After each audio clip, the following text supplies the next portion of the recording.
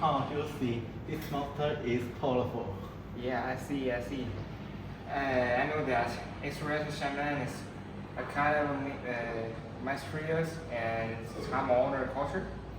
I'm really curious about it. Let's look for some information together. Okay.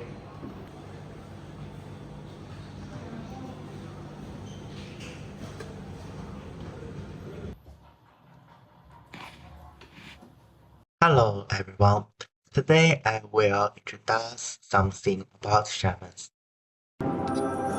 In shamanic cultures, shamans heal the sick not only with traditional herbal remedies, but also through rituals that often seem mysterious to outsiders. Dressed in ornate ceremonial robes adorned with symbols and totems, they connect with nature spirits via rhythmic chanting, ritual dances, and sacred offerings, seeking primal powers for survival and healing. Initially, it was widespread for community leaders to double as shamans. Over time, as shamanism grew more specialized, these practitioners became some of the earliest intellectuals to step away from manual labor. It wasn't until rise of other ideologies and successive culture shifts that the shamans started plummeting, never reclaimed their former prestige. Yet shamanism, an ancient, indigenous religious practice with deep roots, still thrives across most East Asian today.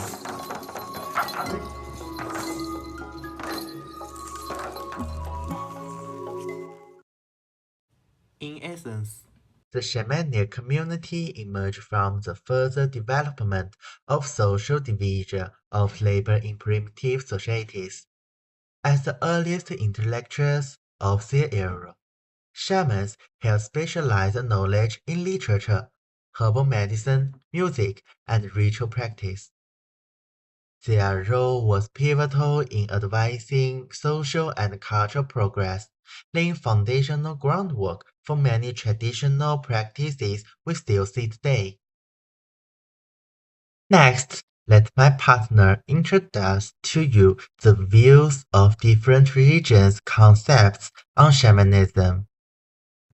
Hello everyone, today I'm the reporter and I will ask some questions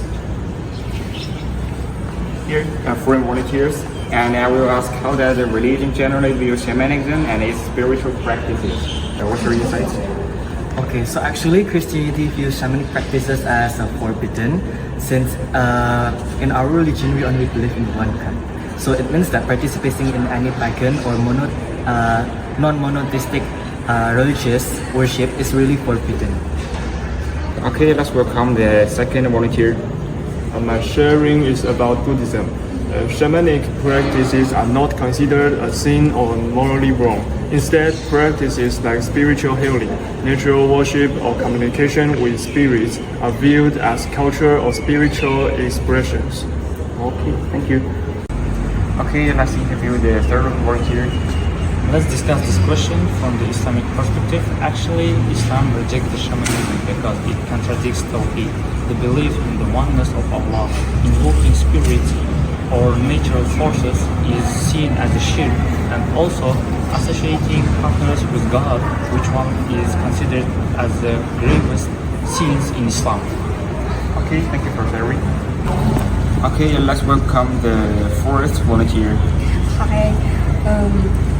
From the Taoism perspective, Taoism actually evolved from early Chinese shamanism known as Wu practices. This involved communicating with spirits and nature. Over time, Taoism transformed them into a philosophy of harmony with the Tao, or the natural flow of the universe. Okay, thank you for sharing. Okay, thank you for sharing about the first question. I will ask you about the second question. What is the moral or ethical reasoning behind that view? Okay, please share about the Christian. Okay, so actually the rejection is primarily based on the first commandments of God, which says that you should have no gods before me. Christianity stands for moral absolutism, which means that morals are universal and defined by God's law. It means that practicing in any shamanic practices is a sin since it's a believing in other God. Okay, thank you for sharing. Okay, let's welcome the second person to share about his opinions in Buddhism. In Buddhism, everything is evaluated through the idea of karma, the laws of cause and effect, where morality depends on a person's intention, while morality is not based on an absolute law, but on the intention behind every action rather than on divine laws. Okay, thank you for sharing. Okay, let's welcome the third person share about his opinions in Islam. Actually, Islam teaches that all healing, knowledge, and guidance is come from one Allah. And also the Quran warns believers not to follow what the devil is recited during the reign of Solomon because it harms them. The morality is grounded in divine revelation, not in mystical intermediaries. Okay, thank you for sharing. Okay, let's welcome the last volunteer. From the Taoist, morality is not based on commandments but on harmony with nature. The key principle is Wu Wei, actless action that follows the natural order. Acting selfishly or using power for personal gain disrupts this balance and is considered morally wrong. Okay, thank you for sharing about Taoism. Okay, thank you for your sharing about the second question. And there will be a third question about is there a clear distinction between your religion and the spiritual practices that's forbidden? Okay, so the Christian moral foundation, which relies on practical commandment, which shows the rejection to shamanic traditions. Everything that is related to spiritual healing, nature worship, and also communicating with spirit are misdirect from spirituality. In Buddhism, it all reflects the person's intention. This aligns with the Buddhism aspect where morality can be judged based on context and intentions rather than an absolute divine law. Yes, any rituals that calls upon the spirit, ancestors, or unseen power outside of Allah is strictly forbidden. However, Islam still values universal morals found in other cultures, such as balance, justice, and care for nature, is a part of the fitrah, the natural goodness of Allah placed in the humanity. Yes, Taoism discourages using spiritual energy for selfish or harmful purposes. Unlike some forms of shamanism, they seek control over spirits. Taoism teaches respect and unity with them. The focus is on inner virtue and balance, not domination or ritual powers. Okay, thank you for your sharing about the third question. And there will be a last question. How does the religion understand healing, spirituality, or the use of spiritual power compared to shamanism? So actually Christianity only relies on God's law, which really divides on what is wrong or even right. Even if shamanic practices reflects a good intention or even really beneficial, Christianity fully rejected it since it's not aligned with God's word. Buddhism understands and accepts shamanic practices as long as it encourages positive karma and brings no harm to the other. But one thing that needs to be remembered is that Buddhism respects shamanic traditions but not fully accepts them as a good path that can lead to nirvana. Thank you. Healing in Islam comes through prayer, faith, and also medical means allowed by Allah, not through spirit communication. True healing is both physical and also spiritual, achieved by through submission to God's law and remembrance of Him, rather than ritual or trance.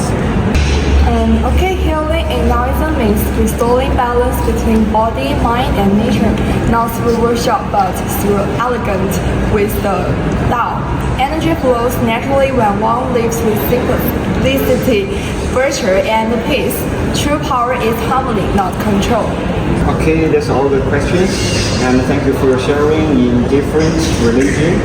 And I will make your insights in my report. Thank you. It's interesting. Let's go to the library to find more information. Okay, let's go now. We know that you are interested in shamanic. So let's do the have a read and find some books about it together.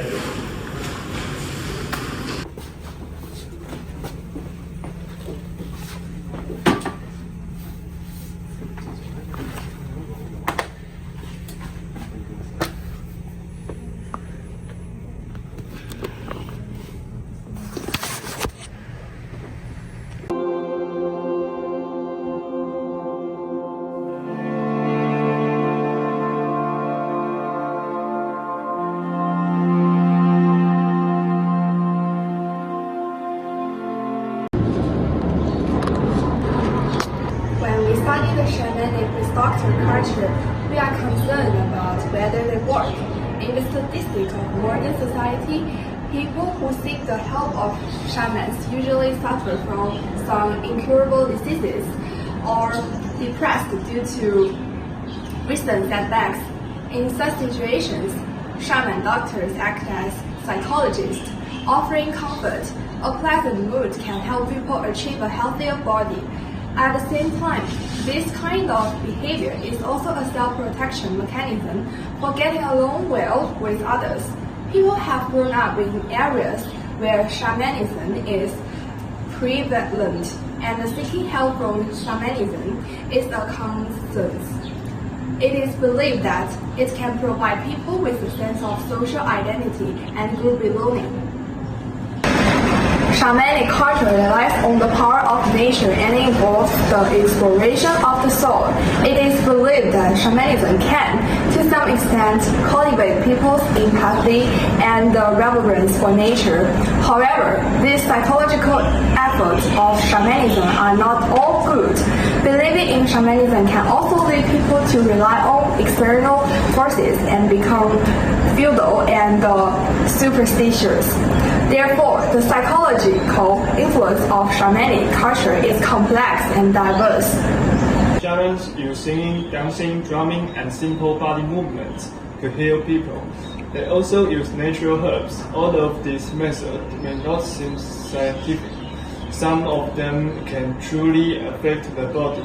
For example, rhythmic sounds can slow breathing and help the body relax, which may reduce tension and pain. In addition, the herbs used by shamans may work on a physical level. Some herbs can reduce pain, fight inflammation, or help people sleep better, so they may improve physical health. Touching, massage, and repeated movements during rituals may also improve blood flow and make people feel more energetic. However, shaman healing also has clear limits.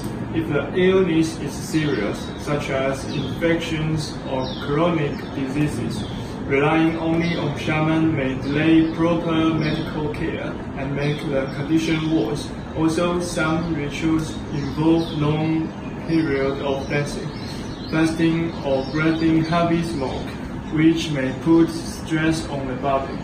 Overall, shaman healing has both benefits and risks for the body.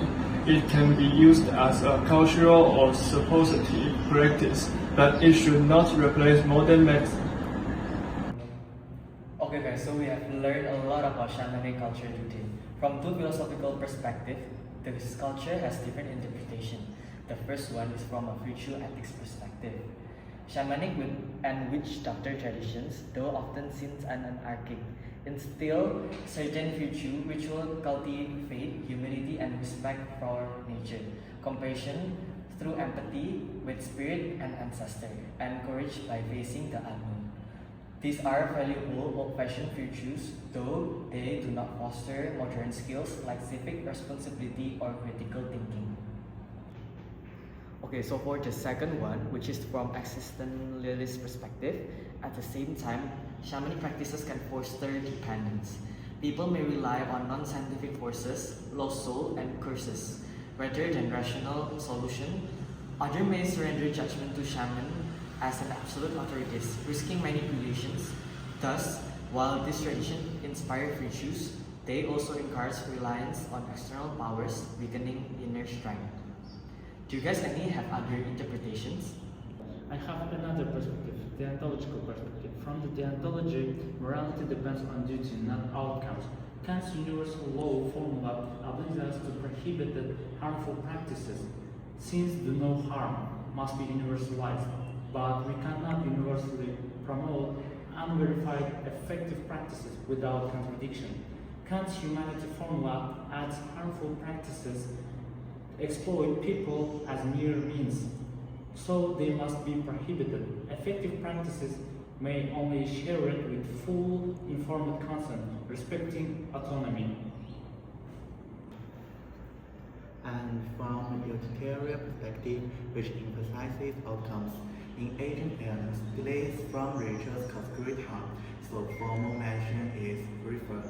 Yet in contexts like psychological disorders, cultural dependency, or weak medical infrastructure, combining rituals with medical care may increase overall well-being. And I have a question. Is there a universal obligation to prohibit harmful shamanic practices or to promote effective ones? Okay, first, harmfulness includes direct physical injury, psychological harm, economic exploitation, neglect of controversial medical care, and misuse of hallucinogens. Effectiveness, on the other hand, refers merely to psychological comfort, emotional release, and strengthening group belonging. Most legal systems prohibit clearly dangerous acts such as bodily harm, fraud, or drug abuse, while still recognizing indigenous, cultural, and religious rights. At the legal level, informed consent is essential. Dissemination faces challenges, cultural appropriation and exploitation, treating practices from their cultural context, difficulty of scientific validation, and the lack of standardized certification. The conclusion is a risk-based balance. Harmful practices must be restricted under universal safety and ethical standards. Do no harm, no deception. Potentially effective practices can be refined through scientific research, integrated into modern medicine, and respected for their culture and psychological value. Society has no universal duty to promote these practices, but it does have an obligation to remain open and respectful, allowing the exploration within academic, anthropological, and complementary medicine frameworks. Ultimately, three principles matter most: individual informed consent, cultural self-determination, and safeguarding public safety. Balancing these principles is more important than any block prohibition or promotion.